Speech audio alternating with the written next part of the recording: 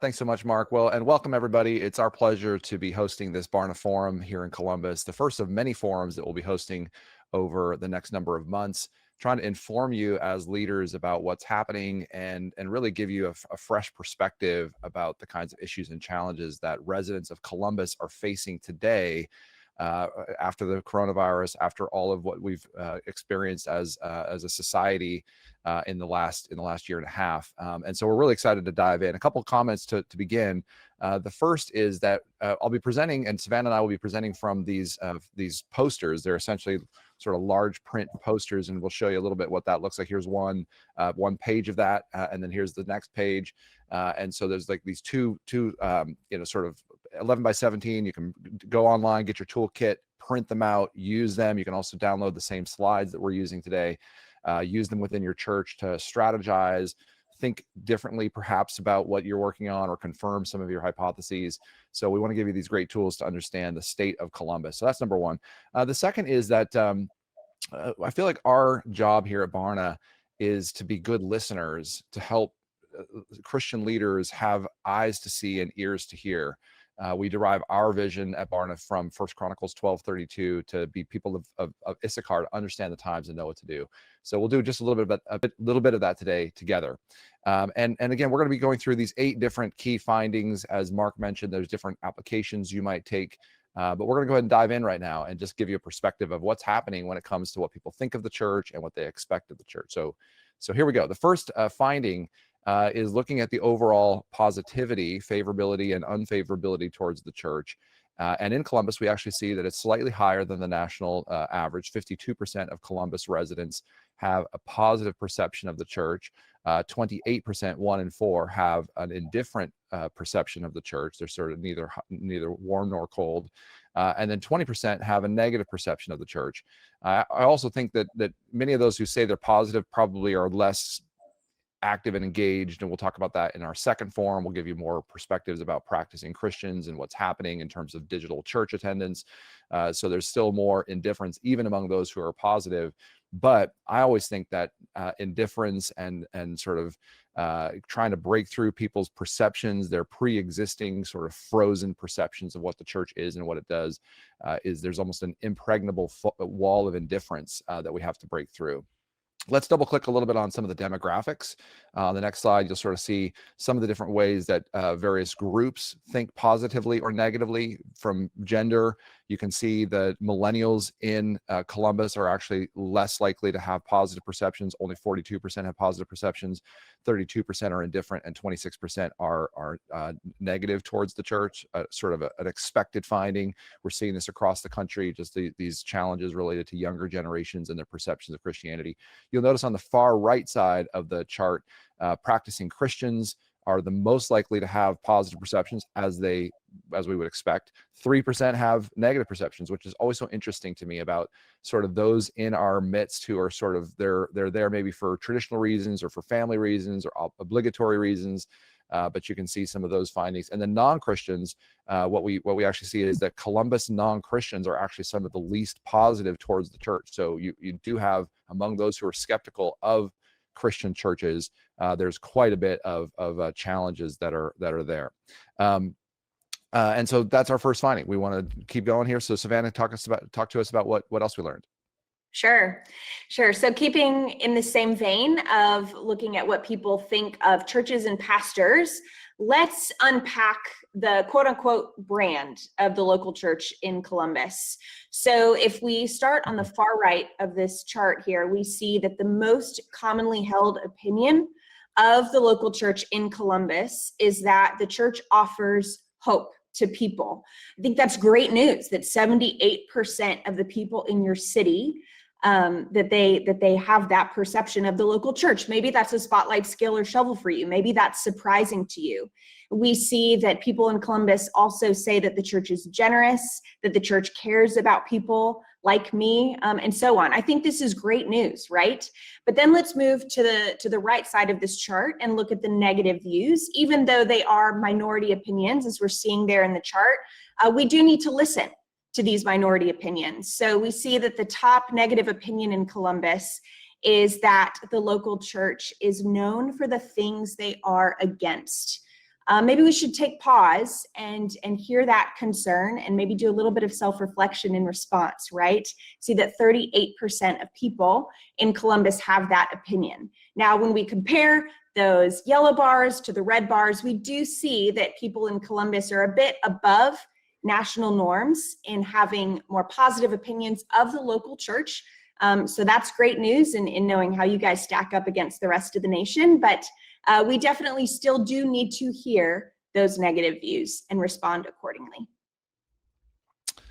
Thanks, Savannah. So the next thing we found in our research really relates to perceptions of younger generations. I actually did a book a few years ago called Unchristian, more than a decade now, and really focus in on the negative perceptions of young people. And I think we've seen this sort of mega trend over the last number of years of the differences between those over the age of 35 and those under the age of 35. Really the differences between Gen X boomers and elders, and then millennials and Gen Z. And young people just have so much more built-in skepticism. There's a sense in which we're in a post-Christian age. And so this chart really exemplifies that, even in the context of Columbus. Young people in Columbus, including Gen Xers, often have much more negative views of the church than do older generations, boomers. This is showing both Christians and non-Christians combined. And if we were to sort of look at this and double click even further, you'd see that young non-Christians are even more negative than young boomers. So the skepticism towards the church is deepening, but they're more likely to say it's irrelevant to me, hypocritical, known for things they're against. You can see not as much of a difference there, but especially detached from the real issues my community is facing. And then they're also more likely to have express skepticism towards pastors. So look at Christian pastors are out of touch with the needs of my community. 43% of millennials and 44% of Gen Xers.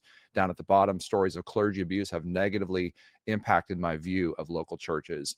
So what we've seen in research through the last number of years is that millennials and Gen Z especially are not just interested in whether Christianity is true, they also want to understand that it's good. And so I think there's a real application for us as leaders in Columbus about how we can demonstrate both the truth of Christianity as well as that Christianity is good. And you're seeing we're starting from a place where there's more built-in questions that are being asked by younger generations. That's great. And now maybe pivoting a little bit and thinking about the positive perceptions. We've just focused on the negative, and now we're going to communicate to you all the positive perceptions. There is some great news here. We see that on the left side of this chart, when we compare Columbus to national norms, Columbus is pretty much on par and in alignment with national norms. So that's great news. But I do want to focus our attention on the right side of this chart, where we have cut the data by churched and unchurched people in Columbus. And we see that churched adults are more likely to have a positive perception of local pastors in the local church. That's no surprise, right? If you're attending a church, you are more inclined to think highly of the church. So I do want to draw our attention, though, to those unchurched triangles there. So those dark red triangles. And we see that for that first item, 58% of unchurched adults in Columbus say that Christian pastors in my community have been strong leaders during the COVID-19 pandemic. That's the majority. The next item, 55% of unchurched adults say that Christian pastors in my community have been strong leaders when it comes to racial injustice. Again, that's the majority. I would say that's great news. Maybe this is a spotlight, scale, or shovel for you. Maybe this is surprising to you that the majority of unchurched adults in your city actually do have positive things to say about Christian pastors and how they have led, especially over the course of this last year. So definitely some good news in Columbus to report to you guys as well. So we've just covered 4 findings that relate really to people's perceptions of churches, the brand of churches, perceptions of leaders, some of the generational differences. Now we're going to turn to 4 findings about what people expect from churches. And we'll tell you a little bit about this list of questions. We're showing you this on 2 slides, different ways that people say they would like to see churches show up for the good of their communities, churches and Christian nonprofits. And you can see here, homeless services, companionship for the elderly, youth or children's clubs and events, counseling services were some of the top 4. And it's very interesting, just the ways, the whole list here of ways in which people want to see churches support their community. Just a quick note there on counseling services. I believe that after the coronavirus and all the quarantine and the social disruption that we've seen, political polarization, there's going to be a tsunami of mental health challenges and emotional support that people need. And so I believe this is a great indicator, even though younger people are less likely to say they want to see that from the church. I think this is a great indicator of ways in which we can show up to really support people in our communities. There's going to be a huge need coming out of this whole season. The next slide I'll show you just quickly other things that are interesting to people, sort of access to healthcare services, refugee or immigrant services, prison or justice reform, and on and on and on. Just calling out sort of ways we're breaking these data out both by church and unchurched, as well as generational patterns. Just a quick note that the reason we're focusing so much on younger people as we sort of talk about and narrate these findings is that the church has a bigger gap. I think the chasm between the willingness of young people to attend church and being involved in the life of a Christian community is much harder. The church has some natural challenges in reaching and retaining millennials and Gen Z. We're not prepared for them, and so we want to make sure you're focused on that. But it doesn't mean by focusing on that in our data that we exclude any focus or any strategy or any prayerful support to boomers and elders and others.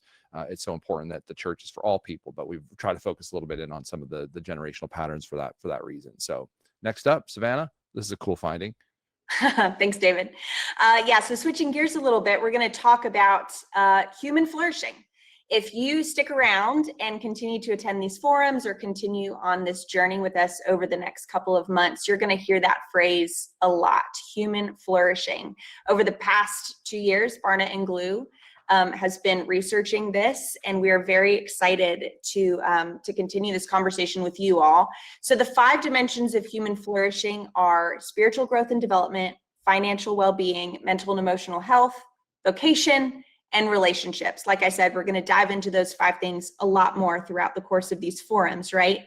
But the reason why we're bringing this conversation forward is because in our research in Columbus, but also across the nation at large, we're seeing a lot of openness and a lot of interest that people are expressing for whole life discipleship from the church, or programs or preaching from the church that encompass all of these things, all 5 of these dimensions, right? So we see on the left side of this chart here, the interest expressed by both churched and unchurched adults in Columbus to receive preaching or to take part in programs from the local church on these dimensions, right, or in these ways.